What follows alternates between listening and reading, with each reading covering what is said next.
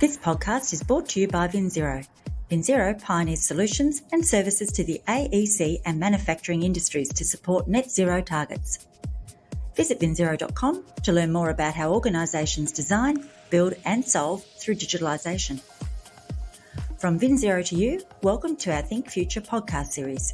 Each week we'll share conversations with industry leaders from around the world to find out how they're thinking future. Subscribe to VinZero Think Future for access to more episodes, interviews and profiles.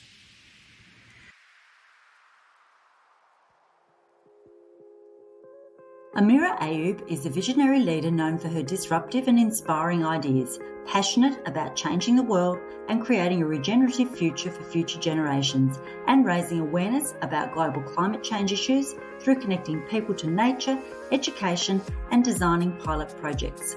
She is head of MENA programs at World Green Building Council, a sustainable and healthy buildings consultant, an architect and certified with LEED and WELL faculty. And she joins us today to share her thoughts on what it will take to survive and thrive in the future. Welcome to the program, Amira. Thank you, Anthea, so much. I'm so happy to be here with you today, and thank you for the introduction. That's a pleasure. We're really looking forward to talking with you. We know that you're passionate about creating an impact for MENA and encouraging more regenerative ways of thinking. Can you help our listeners understand, firstly, what is it you actually mean when you talk about regenerative thinking? Well, regenerative thinking is about adding value. It's about system thinking. It requires deep collaboration with everyone. So it's not only about solving a problem, it's about creating an impact at the same time. And we at World Green Building Council, we are working for everyone everywhere. And when it comes to this equation, it's always hard to find a simple solution. It's not like a very simple answer. It requires a complex way of thinking. That's why regenerative is the way tackling everything at the same time, where we can try to understand what is the real problem and we can see how we can create or how we can transform our challenges to opportunities. Amira, can you talk with us about your region, the MENA region, and some of the unique differences between this area and other regions around the world when it comes to dealing with the impacts of climate change? What are the considerations? Yes, sure. The MENA region is very unique. And when you think about it, there is a very rapid urbanization in the region. And when you think also about it, it's warming at nearly twice the global average. And it is very diverse. We have the Gulf area, we have the North Africa. It is very unique. And at the same time, it creates a wonderful opportunity for everyone. When everyone from different parts in the MENA region gather together under one roof, you can see the difference in point of view, in context, which creates a very good opportunity for us to learn from each other and to support each other and see how we can solve our issues to try to solve the global climate change in the region.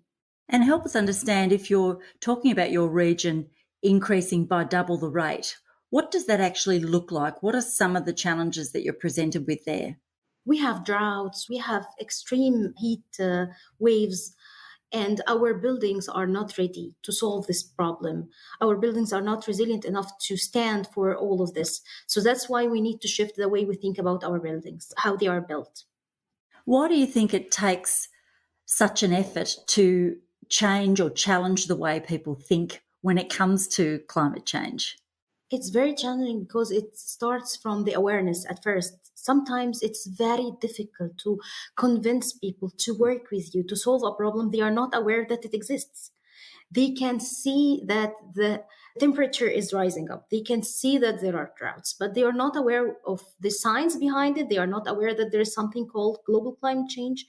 So it is very challenging to change the mindset, to let them first know that there is a problem, to be ready to educate everyone, to understand that we have tools to solve the problems. We have solutions ready in place, but we still don't know how to use it. We don't learn about the tools because we don't care about to solve a problem that we are not aware that it exists. So I think that it's very helpful to let people understand first what's going on and from there start educating them, and the mindset will definitely change. Because when you think about it, Global climate change is not about selecting a solution for something. It's about our survival. It's about our existence on this planet. It's about our children. So it is not an issue that is related to our 8 to 5 daily work. It's about our everyday life. So, how do we start to make the changes that are required? This is a question we ask ourselves every every morning. I think we start by doing what we have right now. So instead of waiting everything to be in place, I think what we have right now is enough to start spreading awareness, to start working, to start having pilot project, working on different case studies, to invite people to come and collaborate together and see how they can move forward. Because sometimes it's a bit challenging to start to imagine what is going to be next in a problem that is not clear for you. So let people gather together. They will figure this out. And this is what we are working on through our programs at World Green Building Council.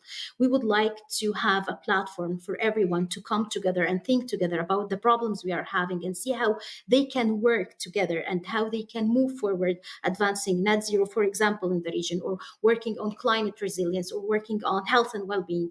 Because when they sit together, they start to get out of their bubble of their daily life, from the things that they have to do to the things they should do for moving forward and solving our problems. So, are you talking there about the Net Zero Readiness Framework from World Green Building Council, or are you talking about another program or another way of collaborating? It's about all the programs that we have. This is how we work in the MENA region. We gather with people. The MENA Net Zero Readiness Framework is, as you said, this is like our flagship program for this year. And we are experimenting everything through this program this year. And we can see how this program is impacting the change. Being net zero is still a very big challenge. Our Asia Pacific region started to identify the key elements and learn about what is required to be net zero ready. And in MENA region, we would like to see how this is adapted, but not through like having something written on our website. It's more of having a dialogue, having a conversation where people start to understand how our region is unique and the potentials that we can utilize to advance net zero in the region. And when people gather, they come up with wonderful ideas. It's a different story, and they start to help each other. Our green building councils, our regional partners, our net zero collaborators and members, everyone is gathered under one roof, and they start to understand how they can move forward together. One of our members said that they feel that there is a sense of community when we all gather together. The sense of community is what is driving us. And that creates an impact. When you start to create this relationship between people, they start to understand that they need to move forward. We are not competing, we are completing each other. So, this is one of the things that I am so proud that we started working on this year. And hopefully, our outcome by COP28 will be would be very unique, inshallah. So, talk to me about who would be the ideal members to have in these communities of collaboration. Who is it that you really need to be engaging? When we met at quarter 1, it was only our green building councils and the private sector, our members from the corporate companies. But when you think about it, to have a holistic approach, we need everyone to be presented on the table. We need people from the finance, from the data, from the government. Everyone has role and has responsibility. And we have solutions. The solutions are there, but what we really need is to all gather in one place and understand that there are solutions. What is very funny that sometimes when you meet with people from finance, they say they can support projects, but they don't know who to give their money. They don't know the consultants. And the consultants always say, for example, or the private sector say, we need money, but where is the money? Where is the finance people? So they really need to understand what is everyone is doing and how they can support each other. And having this conversation or dialogue is always very helpful to let people know about this. And I guess that's sometimes what they refer to as radical collaboration. Exactly. Yes. So you've had one of these workshops already for the MENA region. What were some of the outcomes to come out of that very first collaboration that you had? Our first outcome, it is there, solution is there, but how we can scale up, how we can spread the word, and how we can work on advancing net zero, starting from affordable housing to mega projects. So this is how we need to move forward. Are you looking for a digitalisation and net zero partner to help you achieve your goals?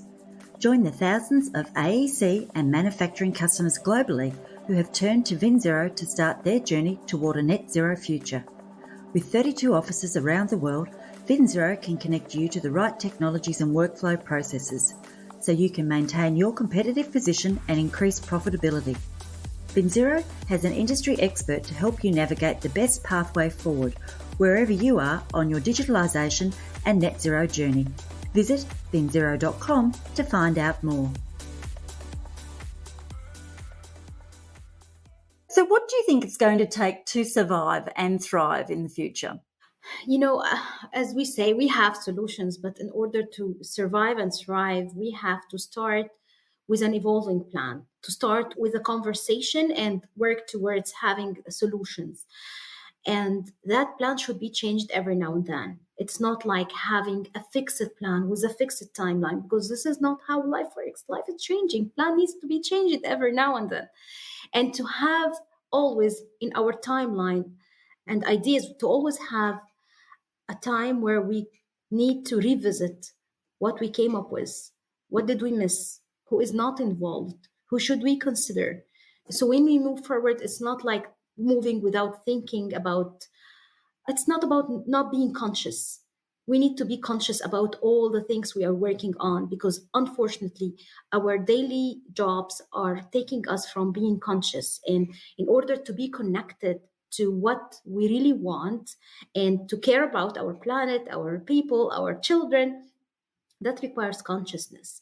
And sometimes it will change our decisions and it will change our behavior and mindset every now and then. So, how we can connect our daily life to the work we are doing every now and then. Through this, we will thrive, and our work will not only be something that we earn money from, it's going to be something that is doing good for ourselves and our people and planet as well. So how do we roll out education that enables climate action to become part of our consciousness in an everyday sense? I think to have this holistic educational system, we need to overcome our challenges in the region that is related to lack of collaboration. Because this is something that you will notice when you work in the region. People do not learn at schools how to work together. There are always conflicts. How to solve our conflicts, how to solve our issues. This is a skill that is required, because if I am always not working well with my competitor, with my colleague, this will take me back. So, in order to create this, as again, we have the education, we have the science, we have everything, but to scale up, to spread the word, to have everyone learn about the things that we are working on, this requires skills that, as you said, that requires radical collaboration, that requires collaboration skills, conflict solving skills. So, I think we need to work on this in the region, because I see this at every day that we have an amazing opportunity in this area, for example. But what is taking us apart from it, or what is preventing us from like moving forward, is conflicts with people. People have conflicts and they need to see how they can work on this. Once they can see the potential of working together, creating a win-win situation, we will move forward and faster. How do we help them see that potential? If what's required is collaboration, and if part of the roadblock is that people don't talk and they don't connect and they feel like they're competing, what's required to fix that? Is it education? Is it running awareness campaigns? Or is it just putting people in a room and forcing that collaboration? I think it starts from school. When you think about it, they should learn that from school when they are young. We should have like workshop sessions. We need to spread the word about the very positive outcome of this collaboration and how we will all benefit from it. We will all win. So I think changing the mindset requires us to spread the word, having, as you said, campaigns, having workshops, gathering everyone around the same table. I think this will help people to understand the opportunity in collaboration. So what does a functional built environment of the future look like for you? Well, a functional built environment is a built environment that is working in harmony with the people that is living in it, that is connecting them to nature, not taking them away. It's not a shelter from nature, it is part of nature. So, how our built environment is connecting us to nature, how our built environment is connecting us to each other, to our services, how the built environment is creating a community, a spaces for people to learn about everything, to learn from each other, to learn from nature, to learn from everything. And built environment has a major role in this. It can impact everything. It impacts our health and well-being. It impacts our perspective to life, because when you think about it, we spend more than 90% of our time indoors.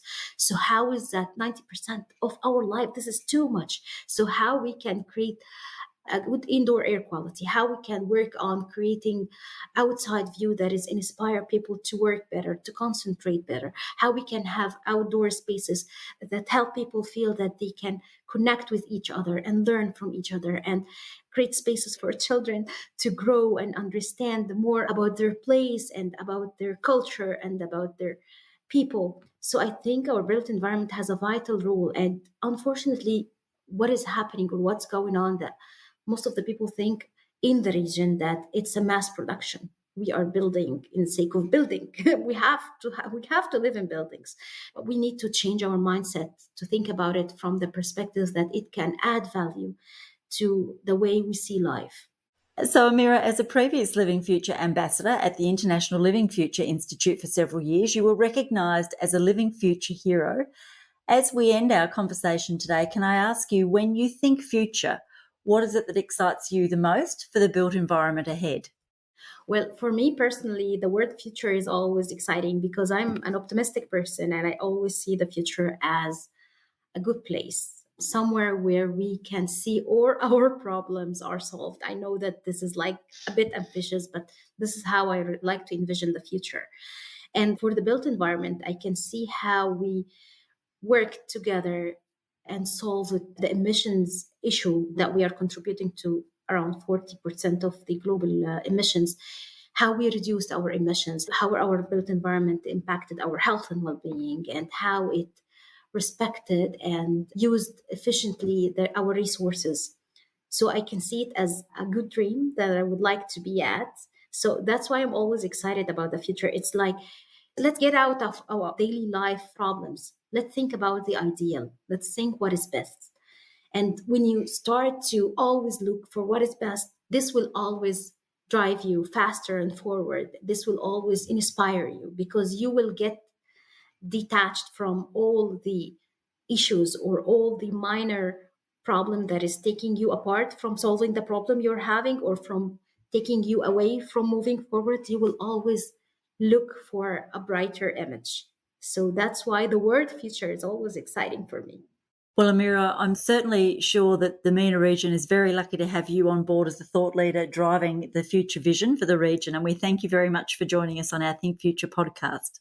Thank you, Anthea, so much. And I'm so happy for being here. And thank you again. This podcast was brought to you by VinZero. VinZero help the AEC and manufacturing industries keep pace with digital change and achieve their technological and sustainability leadership goals. VinZero is a company that cares about creating and building a better world. Together, we are working with industry and environmental experts, providing forums and platforms through our VinZero Think community to create conversations that matter to our future generations. We invite you to join in the conversation and participate in our Think community. Like and subscribe to Think Future to stay up to date with the latest innovations and conversations as we take AEC and manufacturing around the world closer to zero. You can download our podcasts at vinzero.com or from your favourite podcast platform. From VinZero Think Future, thanks for listening.